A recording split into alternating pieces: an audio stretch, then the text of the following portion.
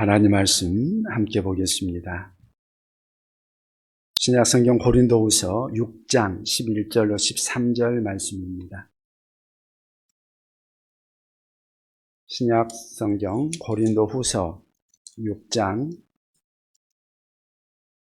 11절부터 13절 말씀, 제가 봉독하도록 하겠습니다. 고린도후서 6장 11절부터 13절 말씀입니다. 고린도 교인들이여, 너희를 향하여 우리의 입이 열리고 우리의 마음이 넓어졌으니 너희가 우리 안에서 좁아진 것이 아니라 오직 너희 심정에서 좁아진 것이니라.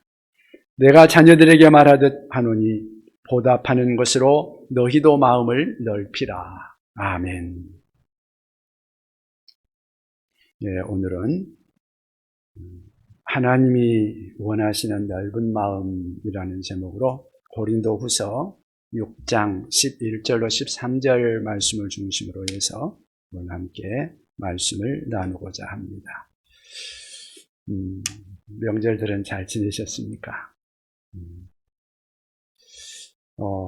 전부 다 이제 마스크를 써가지고 표정들을 제대로 읽을 수가 없어서 그렇습니다만은 하여튼 우리가 이렇게 코로나 때문에 어려운 가운데서도 주님의 은혜 가운데 하루하루를 잘 그래도 지낼 수 있어서 감사합니다.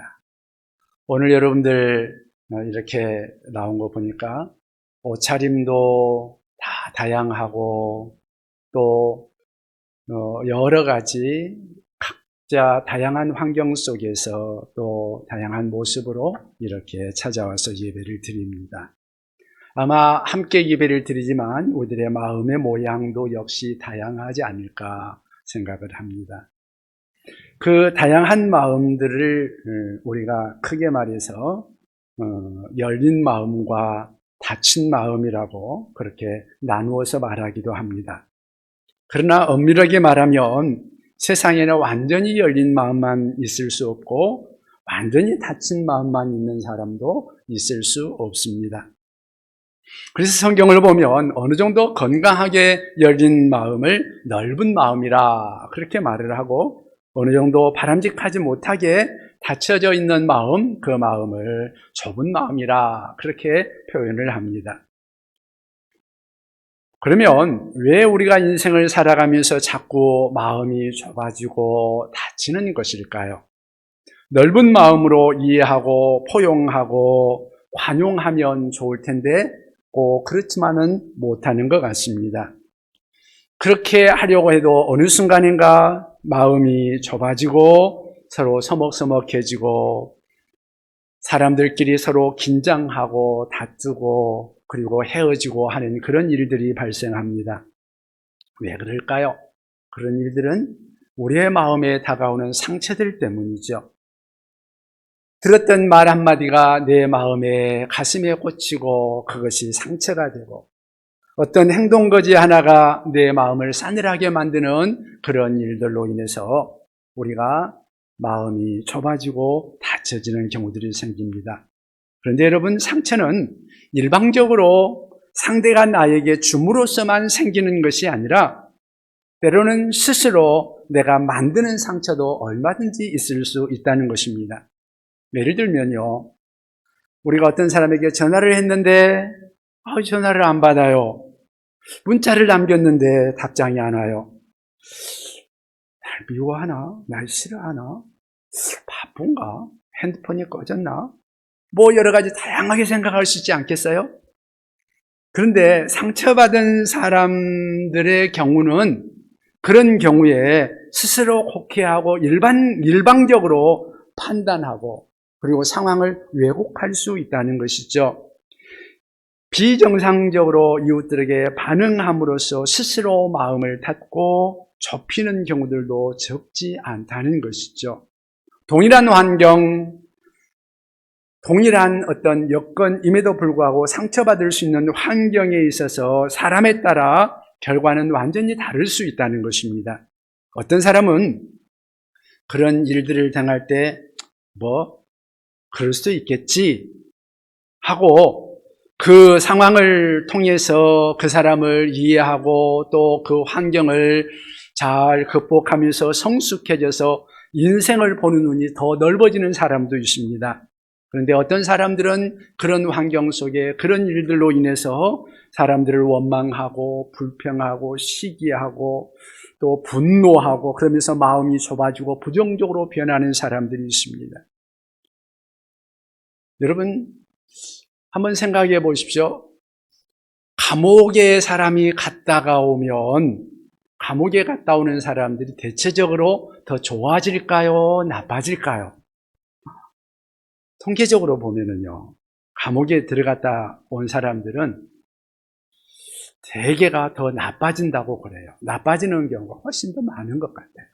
그러니까 감옥에 갔다 오면서 원망과 불평이 생기고 마음속에 분노가 생기고 그러면서 마음에 칼을 가는 경우들이 많이 생기는 거죠. 그러면서 다시 범죄하게 되고 그러다가 또다시 감옥에 가는 사람들도 생기는 거고요. 그러나 다 그런 것은 아니에요. 그런 사람들이 많다고 해도 다 그러는 사람들은 아니에요. 어떤 사람들은 감옥에 갔다 오면서 자기 자신을 더 성찰하고 그러면서 더 마음이 넓어지고 더 큰 일을 하는 사람도 있다는 말이죠. 재작년에 세상을 떠난 우리 한동대 김영길 총장님 같은 경우 학교를 세워가지고 열심히 한동대를 좀 세우려고 하다가 어려운 일을 당해서 자칫 판단 실수로 해가지고 감옥에 가게 됐습니다. 그리고 나서 감옥 생활을 하다가 그 마음속에 깨달은 바가 있어서 그가 나중에 법조인을 양성할 필요성을 느끼면서 한동대에서 법률대학원을 출범시키고 그 한동대가 정말 우리나라에서 유명한 기독교 대학으로 세계적으로도 그래도 좋은 학교로 성장하고 있는 모습을 우리가 보게 됩니다. 여러분, 사람들은 감옥에 간다고 해서 무조건 나빠지는 것이 아니고 자기가 어떻게 생각하느냐에 따라서 달라질 수 있는 거예요. 미국의 닉슨 대통령의 보좌관이었던 찰스 콜슨이라는 사람이 교도소에 가게 됩니다. 그런데 교도소에 가가지고 거기서 예수를 믿습니다. 교도소 전도를 받고 거기서 예수 믿고 나서 거기에서 은혜 받고는 교도소 전도를 하는 그런 사람으로 변화가 됩니다. 그 이후에 아주 영향력 있는 기독교 사상가로 활동을 했었습니다. 혹시 여러분들 철로 역정이라는 그러한 책을 읽으신 분이 있는지 모르겠어요. 성경 다음으로 기독교인들이 가장 많이 읽은 책이 아마 철로 역정이 아닐까 그렇게 생각을 합니다. 그런데 그 책은 존 버년이라는 사람이 지었는데 감옥에 가가지고 감옥에 갇힌 상태에서 그 아무것도 할 수 없는 상황에서 이 글을 쓴 것이 바로 존 버년의 철로 역정이라는 그러한 책입니다. 여러분, 감옥에 가는 것이 꼭 그렇게 사람을 나쁘게만 하는 것은 아니더라 하는 것을 우리가 보게 되는 거예요. 다시 말하면 우리가 안 좋은 환경에 있다 그래서 사람들이 전부 다 안 좋아지는 것은 아니다. 중요한 것은 환경이 아니라 상처받을 수 없는 환경이 아니라 어떻게 하면 내가 그것을 내 마음에 잘 받아들이며 그것을 마음을 넓히면서 살아갈 수 있느냐 하는 거라고 할 수 있을 것입니다. 오늘 본문 13절에 보면 이렇게 말합니다. 내가 자녀에게 말하듯 보답하는 것으로 너희도 내가 자녀에게 말하듯 하노니 보답하는 것으로 너희도 마음을 넓혀라. 그렇게 말을 하고 있습니다. 그러면 여러 가지 이런 환경 가운데서도 그런 환경에도 불구하고 우리가 선택해야 될 넓은 마음이란 과연 무엇일까? 마음을 넓히고 넓은 마음을 가져라고 말을 하고 있는데 그 넓은 마음이란 무엇인가? 오늘 말씀을 통해서 함께 생각을 해보기를 원합니다. 하나님이 원하시는 넓은 마음, 그것은 과연 어떤 것일까? 첫 번째는요, 거룩을 포기하는 것을 의미하지 않습니다. 다시 말하면 거룩을 포기하는 세속적인 마음을 말하는 것은 아닙니다. 넓은 마음을 가져라. 그래서 모든 것들을 다 포용하는 세속적인 마음을 가져라. 그런 의미는 아니라는 말입니다. 마음을 넓힌다. 그러면 얼핏 우리가 생각할 때 진리든 비진리든 그냥 모든 것을 다 수용하는 마음이 넓은 마음이라고 생각할 수 있을지도 모르겠습니다. 거룩한 것이나 속된 것이나 다 가리지 않고 모든 것을 다 수용하는 것이 넓은 마음이다. 그렇게 생각하는 사람이 있을지도 모르겠습니다. 그런데 성경이 말하는 넓은 마음은 그런 것이 아닙니다. 사실 우리가 현대를 살아가는 우리 현대인들은 넓은 마음이라 그럴 때 그 모든 것을 다 수용하고 받아주는 것이라고 생각을 합니다. 요즘 현대인들의 젊은 사람들의 그 특징적인 것들을 보면은요, 진리냐 진리냐 아니냐 하는 것에 대해서 그렇게 중요하게 여기지 않습니다. 모든 것을 상대적으로 생각하는 경우들이 많고요. 거룩하냐 불결하냐 그거 지나치게 따지지 않습니다. 단지 그것이 내게 유익하냐 그렇지 않느냐를 먼저 생각을 합니다. 그것이 요즘 세상이 아닌가 생각을 해요. 진리도 상대화시키고 도덕도 상대화시키고 전통도 무너지고 권위도 없어지고 그냥 내게 유익한 대로 살아가는 그러한 모습들이 주변에서 많이 나타나죠. 그러면서 중요하게 생각하는 것은 삶의 미덕이 뭐냐 하면서 관용을 많이 이야기를 합니다. 진리든 비진리든 다 따지지 말자. 다 받아주자. 거룩하냐 불결하냐 뭐 지나치게 따질 거 뭐 있냐. 좋은 거면 좋은 거지 뭐 하는 그런 거죠. 내 신념, 내 가치만 중요하냐? 다른 사람의 신념, 다른 사람의 가치도 중요한 거 아니냐? 서로를 관용하며 살자. 그것이 현대인의 미덕인 것 같이 이야기를 합니다.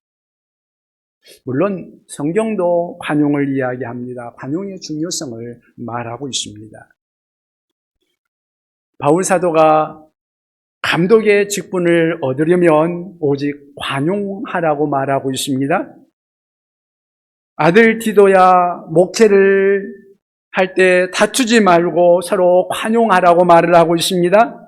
그러면서 또 빌립보서 4장에 보면 너희 관용을 모든 사람에게 나타내라고 말을 합니다. 이렇게 우리 하나님께서도 우리를 오래 참음으로 서로 관용하라는 말씀을 합니다. 그런데요, 세상이 말하고 있는 관용과 성경이 말하고 있는 관용에는 분명한 차이가 있습니다. 성경이 말하고 있는 관용, 그것은 진리의 말씀, 생명의 말씀, 이 하나님의 말씀을 포기하지 않는 관용을 말합니다. 고린도후서 오늘 우리가 읽은 본문 좀 뒷부분으로 쭉 읽어보면 14절로 18절 말씀을 쭉 보면은요, 거기에는 우리는 세상에 있지만 세상에 속하지 않았다고 말합니다. 우리는 세상 가운데 살지만 세상에 속해서 세상대로 살다가 세상에서 멸망할 때 함께 멸망할 그러한 사람들이 아닙니다. 우리는 하나님의 자녀입니다. 하나님의 백성입니다. 그러니까 근본적인 의미에서 우리는 세상 가운데 살아가지만 불신자들과는 다른 사람들이라는 말입니다. 세상 사람들처럼 살 수 없는 분명한 경계선이 우리에게는 있습니다. 17절을 보면 뭐라고 말씀합니까? 그러므로 너희는 그들 중에서 나와서 따로 있고 부정한 것을 만지지 말라. 그들 중에서 따로 나와서 부정한 것을 만지지 마라. 그렇게 말합니다. 여러분, 넓은 마음, 그것은 평화를 위해서 말씀의 경계선을 허무는 것이 아닙니다. 넓은 마음은 내 욕심, 내 탐욕, 내 정욕을 위해서 진리를 포기하는 것이 아닙니다. 대충 어울리면서 이래도 좋고 저래도 좋고 대충 얽혀서 사는 것이 아닙니다. 성경이 말하는 관용, 이 넓은 마음이라는 것은 하나님의 말씀을 지키며 살아가는 것입니다. 진리의 문제에 있어서는 타협하지 않는 것입니다. 그러면서도 세상을 품는 것입니다. 우리 주님이 죄인을 품은 것 같이, 세상을 품은 것 같이 우리가 주님의 말씀을 지키면서 그러면서 세상을 품는 것입니다. 복음으로 세상을 섬기는 것입니다. 말씀을 따라 불신앙의 삶을 살아가는 사람들을 품어주는 것입니다. 한 가정에 살면서 말씀으로 남편을 이해하고 품어주는 것입니다. 말씀을 따라서 불신 이웃을 품고 기도해 주는 것입니다. 그리고 그들의 변화를 위하여서 끊임없이 그들을 마음에 품고 기도하고 수용하는 것입니다. 여러분, 하나님의 자녀가 된 우리들은 그리스도인다움을 포기하지 않는 그리스도인이 될 수 있기를 바랍니다. 그러면서 우리는 이 세상 살아가면서 세속화되지 않고 주님의 말씀을 지키며 거룩함을 포기하지 않는 상태에서 여전히 하나님의 말씀을 품고 이웃을 품을 수 있는 그러한 하나님의 사람들, 넓은 마음을 소유할 수 있는 하나님의 사람들이 되시기를 바랍니다. 하나님이 원하시는 넓은 마음, 그 마음은 어떤 것일까요? 두 번째는 은사에 따른 생각의 다양성을 수용하는 것입니다. 다양성을 수용하는 마음, 그것이 하나님이 원하시는 마음, 넓은 마음이라고 할 수 있을 것입니다. 고린도 교회는 두 가지 특성이 있었습니다. 하나는 영적인 은사가 탁월했다는 것입니다. 또 하나는 그러면서도 그 안에 파벌이 있었다는 것입니다. 여러분, 고린도 교회는요, 어떻게 보면 현대의 우리 교회보다도 훨씬 더 은사가 많았던 그러한 교회입니다. 고린도전서 12장에 보면 뭐라고 나옵니까? 거기에는 지식의 은사, 지혜의 은사, 또 예언의 은사, 치유의 은사, 여러 가지 많은 예언의 은사와 영분별의 은사와 수많은 은사들을 거기에 많이 말을 하고 있습니다. 그래서 바울 사도도 말하기를 너희가 영적인 은사가 풍부하다고 말합니다. 그 많은 은사들이 그들의 신앙생활 속에서 나타났습니다. 그럼에도 불구하고 그들의 신앙생활 속에는 파벌이 있었다는 거예요. 어떤 파벌이에요? 나는 바울파다, 나는 게바파다, 나는 그리스도파다, 나는 아볼로파다. 그러면서 파벌들이 나누어져 있었단 말이죠. 어떻게 해서 파벌이 생겼을까요? 성경에 보면은요, 아볼로는 성경을 잘 가르치는 성경 박사였습니다. 그래서 하나님의 말씀을 풀어 가르치며 많은 사람들이 은혜를 받았던 것 같아요. 그리고 그 말씀을 듣고 이해하고 변화되는 그런 일들이 있었던 것 같아요. 그래서 그를 따르는 사람들은 나는 아볼로파다. 또 게바파, 베드로 말이죠. 베드로는 예수님의 씨지 아니에요? 그리고 베드로가 기도할 때마다 놀라운 역사들이 나타났습니다. 하나님의 은혜가 풍성한 능력 있는 하나님의 지도자였습니다. 그러니까 나는 베드로파다. 그런 사람들이 그 고린도 교인들 가운데 있었다는 말이죠. 또 어떤 사람들은 바울의 전도를 통해서 고린도 교회가 세워졌잖아요. 그러니까 바울의 전도를 받고 바울의 사랑을 받은 사람들은 첫사랑이 있잖아요. 나는 바울이 좋아.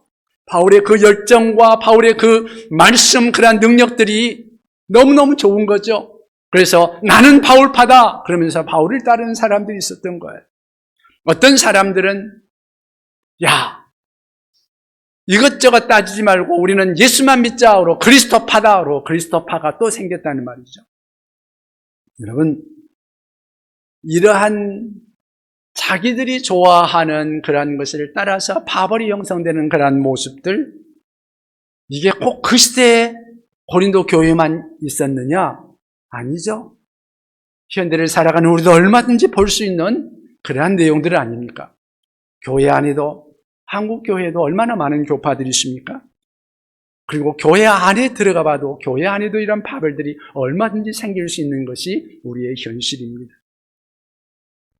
그때 바울 사도가 충고하는 그러한 말씀이 뭐냐? 고린도전서 1장 13절에 그런 말을 합니다. 그리스도께서 어찌 나뉘었느냐? 바울이 너희를 위하여 십자가에 못 박혔으며 바울의 이름으로 너희가 세례를 받았느냐? 왜? 우리를 위해 죽으시고 다시 사신 예수 그리스도 그분만을 바라보지 못하느냐? 좁아진 마음으로 왜 사람들만 바라보느냐. 그게 바울 사도의 말이었죠. 사실 교회 안에는 다양한 은사들이 필요합니다. 다양한 은사들이 교회와 성도들 가운데 많이 나타나죠. 어떤 사람들은 이런 은사, 어떤 사람은 저런 은사를 받습니다. 어떤 사람은 지혜의 말씀의 은사, 어떤 사람에게는 지식의 말씀의 은사, 어떤 사람은 기도를 통해서 하나님의 놀라운 은혜와 능력이 나타나는 은사, 방언의 은사, 방언 통역의 은사, 신유의 은사, 여러 가지 기도할 때마다 기도의 능력의 역사, 믿음의 역사, 그러한 여러 가지 많은 은사들이 나타나고 있는 것들을 우리가 볼 수 있습니다. 어떤 사람은 가르칠 때 가르침의 영역의 역사가 나타나기도 합니다. 어떤 사람들은 구제할 때 마음이 기쁩니다. 어떤 사람은 찬양할 때 기쁩니다. 어떤 사람들은 이런 모양 저런 모양, 눈에 보이지 않는 곳에서 다른 사람들을 섬기는 일들을 기뻐하며 그 일을 좋아하는 사람들이 있습니다. 아무에게도 나타나지 않지만 어느 한 부분에서 다른 사람들을 섬기기를 좋아하는 분들, 보이지 않게 예배를 돕는 분들도 많이 있습니다. 아무도 보지 않는 때 교회 와가지고 청소하는 분들도 있고, 여러분들 이렇게 여러 가지 다양한 일들을 하는 게 무엇일까요? 그게 하나님이 각자에게 주신 은혜요, 은사라고 말할 수 있습니다. 여러 가지 이러한 은사들을 주신 분이 누구일까요? 하나님이시죠. 또 그 은사를 사용하는 분이 누구일까요? 하나님이시죠. 그렇다면 우리는 하나님을 봐야 하지 않을까요? 왜 사람을 보고 사람들 때문에 서로 나뉘어지느냐는 말이죠. 고린도전서 3장 5절로 6절 말씀에 보면 이런 말씀을 합니다. 그런즉 아볼로는 무엇이며 바울은 무엇이냐? 그들은 주께서 각각 주신 대로 너희로 하여금 믿게 한 사역자들이니라. 나는 심었고 아볼로는 물을 주었을 때 오직 하나님께서 자라나게 하셨다. 여러 사역자들이 있지만 궁극적으로 그런 일들을 하게 하시는 분은 하나님이시다 말씀해 주고 있는 것입니다. 각 사람을 선택해서 각각 다른 은사를 주시고 다양한 일을 하게 하시고, 어떤 사람에게는 심게 하게 하시고, 어떤 사람은 물주게 하시고, 어떤 사람은 거두게 하시는 그러한 하나님. 그래서 몸된 교회를 자라나게 하시는 분은 하나님이십니다. 그래서 사역자들은 그 주신 은사대로 일하는 심부름꾼이라고 오늘 성경은 말하고 있는 것입니다. 모든 은사를 가진 사역자, 모든 것을 다 갖추고 있는 그런 사역자들은 없습니다. 여러분 중에 모든 것을 다 가지고 있는 사람이 있습니까? 하나님이 그렇게 주시지는 않는 것 같아요. 각각 다른 은사를 주셨어요. 우리 각자는 각자 다른 어떤 재능들, 각자 다른 은혜들을 우리 하나님으로부터 받았습니다. 그러므로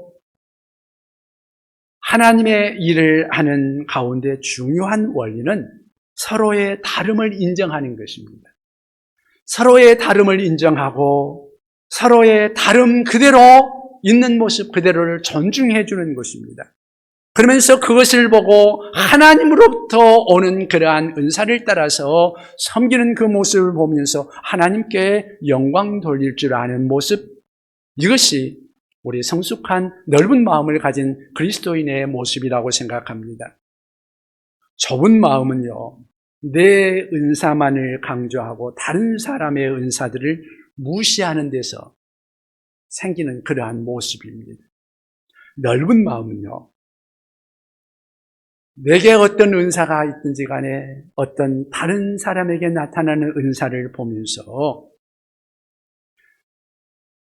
내게는 없는 은사가 다른 사람에게서 나타나면 저 사람에게 나타나는 그 은사가 정말로 좋은 은사구나 하는 것을 인정해 주는 것입니다. 그것이 하나님의 은사인 것을 인정해 주는 것입니다. 그때 그 사람에게서 나와는 다른 어떤 은사가 나타날 때 그 사람을 기뻐하는 것, 그것이 넓은 마음의 모습입니다. 그리고 그 사람과 함께 연합하고 함께 할 수 있는 그러한 마음, 당신은 나와 다르니까 당신은 그 은사를 가지고 나와 함께하며 나와 함께 일을 하기를 바랍니다 하고 그 필요성을 인정하고 그 사람을 인정해주며 도와주며 함께해주는 마음, 당신은 나의 삶이 있어서 함께 꼭 필요합니다 하고 붙들어주고 도와주는 모습, 그것을 수용하는 그러한 자세, 그것이 바로 넓은 마음이 아니겠습니까? 각자가 받은 은사에 따라서 생각도 다양하고 판단도 다양하다는 것을 인정하는 것이죠. 여러분, 예배를 드릴 때도요, 받는 은혜가 다 다른 것 같아요. 제가 목회자로서 지금까지 쭉 생활하여 오면서 사람들로부터 수많은 간증들을 들었는데요. 어떤 사람들은 예배를 드릴 때 말씀을 통해서 참 은혜를 받고 말씀을 통해서 변화받는 사람들이 있습니다. 어떤 사람은요, 교회에서 찬양하다가 은혜를 받고 찬양만 하면 즐거운 사람이 있습니다. 어떤 사람은요, 기도하다가 은혜를 받고 막 마음이 뜨거워서 늘 기도하는 사람이 있습니다. 여러분, 사람들마다 달라요. 어떤 사람은 말씀을 통해서 은혜를 받았는데 기도는 별로 안 하는 사람도 있어요. 기도는 열심히 하는데 말씀은 잘 안 보는 사람도 있어요. 그것이 좋다 나쁘다 하는 것을 말하는 것은 아닙니다. 받는 은사들이 다르더라는 말이에요. 서로 다를 뿐이지 틀린 것은 아니거든요. 여러분들이 그런 의미에서 이해를 하면 좋겠습니다. 어떤 사람을 보면은요, 특별히 종교 지도자들 가운데서, 우리 기독교 지도자들 가운데서 그런 사람이 오히려 더 많다고 볼 수 있는데, 자기와 좀 의견이 다르고 다르게 가르치고 있으면 틀렸다고, 진리에서 떠났다고 판단하고 정죄하는 경우들이 많습니다. 그러다 보니까 분파들이 생기는 거죠. 우리들 중에서도 그럴 수 있거든요. 나와 좀 다를 뿐인데, 틀린 게 아닌데, 나와 다르다 그래서 우리가 멀리하는 경우들이 생길 수 있습니다. 일하는 방법이 좀 다르고 강조점이 좀 다르고 대하는 태도가 다르다고 해서 내 생각이 절대 기준이 되어서 내 생각대로 내 판단대로 그냥 다른 사람들을 판단하고 정죄해버리면 그것이 좁은 마음이죠. 그것들 때문에 여러 가지 문제들이 생기고 파벌들이 생기고 서로 거리들이 생기는 거죠. 어떤 종교든지 간에 근본주의자들이 있습니다. 근본주의, 이슬람교에도 근본주의가 있고요. 힌두교에 가도 근본주의가 있고, 우리 기독교에도 근본주의가 있습니다. 근본주의자들의 공통적인 특징은 뭐냐면, 이 자기들의 교리를 제대로 딱 붙들고 그 믿음을 가지고 살아가는데 나름대로 교리를 정확하게 딱 세우고 나서 그냥 자기와 다르면 잘못됐다고 정죄를 하는 것입니다. 잘못된 것으로 몰아가가지고 자기 외엔, 자기가 믿는 그 방식 외에는 제대로 믿는 것이 아니라고 생각하고 그렇게 주장하는 사람들, 그런 사람들이 근본주의자들이죠. 왜 그런 근본주의자들이 많으면 분파가 많이 생길 수밖에 없고 그렇게 됩니다.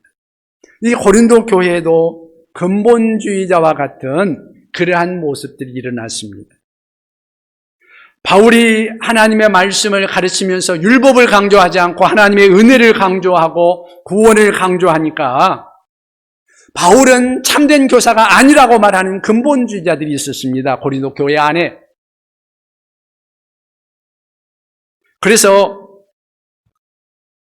바울은 그들로 인해서 마음이 좁아진 근본주의자들에게 권면을 합니다. 너희 마음을 넓히라. 그리고 근본주의자들에게 영향을 받아가지고 그 마음이 좁아진 고린도 교인들에게도 너희 마음을 넓히라고 말을 합니다. 넓은 마음을 가지라. 넓은 마음이 무엇입니까? 각자에게 은사가 다르다. 은사에 따른 생각이 다르다. 그것은 다를 뿐이지 틀린 것은 아니다. 다름을 수용할 수 있어야 한다. 각 사람이 받은 은사와 강조점이 다르다 할지라도 그 다른 것 때문에 그 사람이 틀렸다고 말하지 말고 그 틀린 것이 아니라 다르다는 것을 인정하고 수용해라. 그래서 그것을 통해서 그 사람의 그 일을 통해서 하나님의 영광을 받으신다면 그 다름을 수용하고 받아들이는 것입니다. 그 다름을 통해서 하나님의 받은 은사를 따라서 그가 하나님을 섬기고 교회를 섬김을 통해서 교회가 부흥하고 하나님의 영광을 받는다면 그것을 수용하는 마음, 그것을 기뻐하는 마음, 그것이 넓은 마음인 것입니다. 오늘 은사에 따라서 우리 하나님을 섬기는 수많은 사람들의 그 모든 다양성을 수용하고 받아들일 수 있는 그런 넓은 마음을 소유할 수 있는 우리가 될 수 있기를 바랍니다. 여러분, 하나님이 기뻐하시는 넓은 마음. 그렇다면 이 넓은 마음을 어떻게 하면 우리가 가질 수 있을까?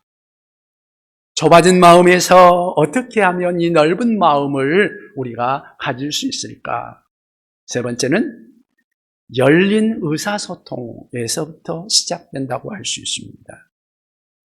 서로 대화를 통해서부터 시작될 수 있습니다. 11절 말씀에 보면 바울 사도가 뭐라고 말합니까? 고린도인들이여 너희를 향하여 우리의 입이 열리고 우리의 마음이 넓어졌으니 우리의 입이 열리고 마음을 넓히기 위해서 제일 먼저 무엇을 했어요? 입이 열렸다. 여러분, 경험적으로 볼 때 제가 쭉 생활을 해오면서 보니까 마음이 좁아지고 닫히면 제일 먼저 일어나는 현상은 입이 닫히는 것 같아요. 서로 마음이 닫히기 시작하면 그때부터는 입이 닫혀요.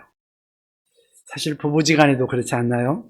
여러분들은 어쩐지 몰라도 이 부부가 서로 싸우고 나면 말하기가 싫어요. 그러면 입을 꼭 닫아버리잖아요. 어떤 사람들은 길면 하루, 이틀, 한 달, 두 달 막 가는 사람들도 있어요. 그걸 푸는 방법은 뭐예요? 입을 여는 거예요. 그런데 입을 못 열면 자녀들이 크면 이제 부모가 서로 안 좋은 줄 알면 중간에 자녀들이 껴가지고 말을 하기도 하고 그랬잖아요. 여러분, 성도 간에도 서로 다 사이가 좋아야 되겠지만 제가 보니까 그렇지 않는 사람들도 있더라고요. 우리 교회는 그런 사람 하나도 없지만 제가 다른 교회에 있다 보면 나는 저 사람은 진짜 꼴도 보기 싫다고 내한테 그렇게 이야기하는 사람들이 있어요. 그래 말도 안 섞으려고 그래요. 여러분, 근데 그렇게 사이가 나빠지면 말하기 힘들죠. 그런데요, 그 갈등을 치유하려고 한다면 제일 먼저 해야 될 일이 뭘까요? 대화가 시작되어야 돼요. 하여튼 둘 중에 누군가는 좀 서로 말을 시작해야만 그것이 풀려갈 수 있을 거예요. 한번 물어볼까요? 하면서 사는 부부하고 아예 말을 하지 않고 살아가는 부부하고 어느 부부가 더 건강할까요? 그래도 말싸움이라도 하면서 살아가는 부부가 건강한 거예요. 그죠? 제가 결혼식 주례를 처음 할 때 그 주례하면서 제가 그런 말을 했습니다. 둘이 많이 싸워라고. 제가 잘 아는 형제 자매였거든요. 그래서 많이 싸워라고 그랬습니다. 그래서 나중에 결혼식 주례 끝나고 나가지고 하는 말이 나 세상에 결혼식 주례에서 싸우라고 말하는 사람은 목사님이 처음이라고 그런 말을 하더라고요. 그런데요, 사실은 자기 의견을 표출할 줄 알고 그것을 서로 대화하면서 풀 줄 알아야 건강한 가족입니다. 건강한 부부입니다. 말하지 않으면 상대방의 생각을 알지 못하면 풀 수가 없죠.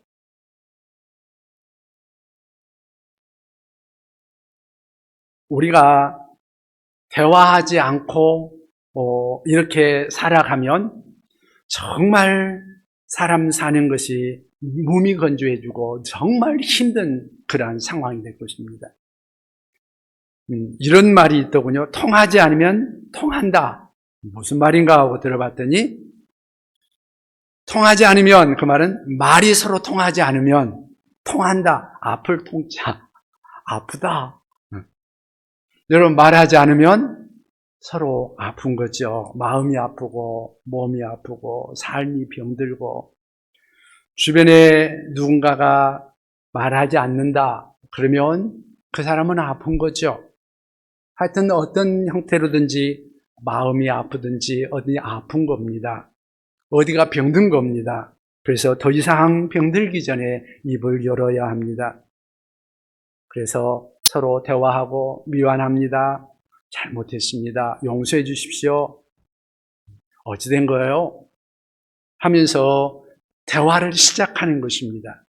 여기서 바울을 한번 보십시오. 바울 사도는 내가 먼저 입을 열겠다 그러면서 편지를 쓰고 있잖아요. 자기를 비난하고 욕하고 있는 그들을 향하여서 바울 사도는 먼저 입을 열고 있습니다. 실존주의 작가였던 카프카라는 사람이 있는데요.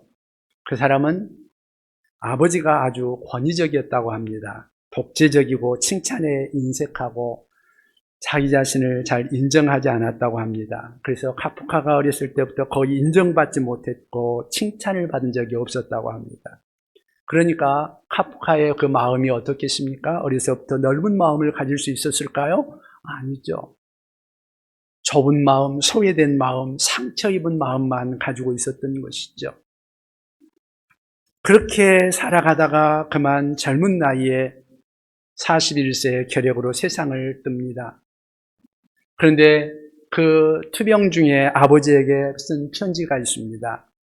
솔직하게 자기 심정을 토로하는 그런 심정을 기록해 놓은 그러한 내용인데 그 일부를 읽어보면 이런 내용입니다.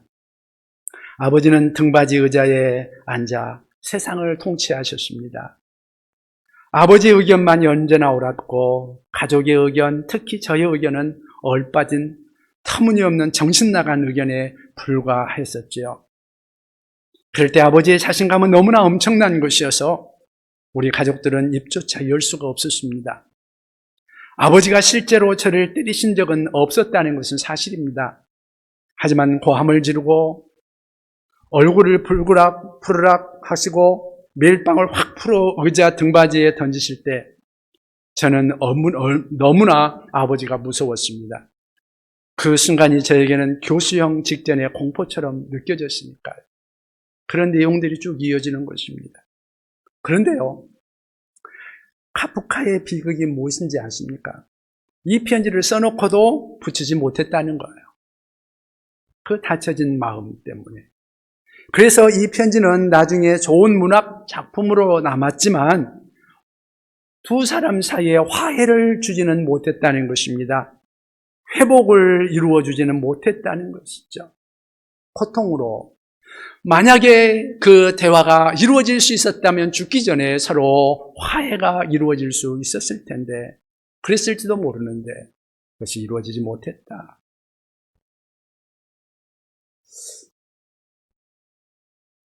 제가 목사다 보니까 장례식장에 가서 장례를 치르는 경우들이 참 많았습니다. 그런데 그 중에 특별하게 눈물을 흘리고 정말 서럽게 우는 사람들을 한 번씩 봅니다. 그런데요, 그 사람들 대부분에 보면 뭔가 살아계실 때 뭔가를 했어야 했는데 하지 못하는 경우.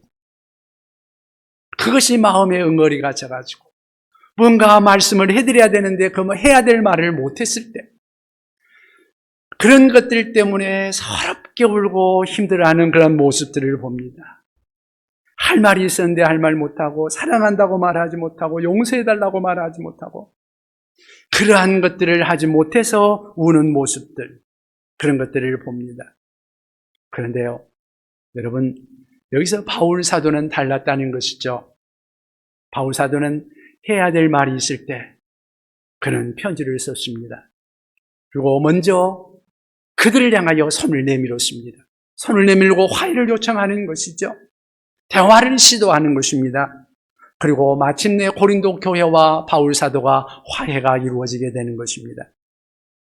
여러분, 이제 우리의 인생을 살아가는 동안 우리들에게도 혹 대화가 필요한 사람들이 있거든. 다가가서 이런 대화로 풀어가지 않겠습니까? 좁은 마음으로 등져 있는 그러한 가족이나 아니면은 일가나 친척이나 우리 교우나 어떤 사람이 있습니까?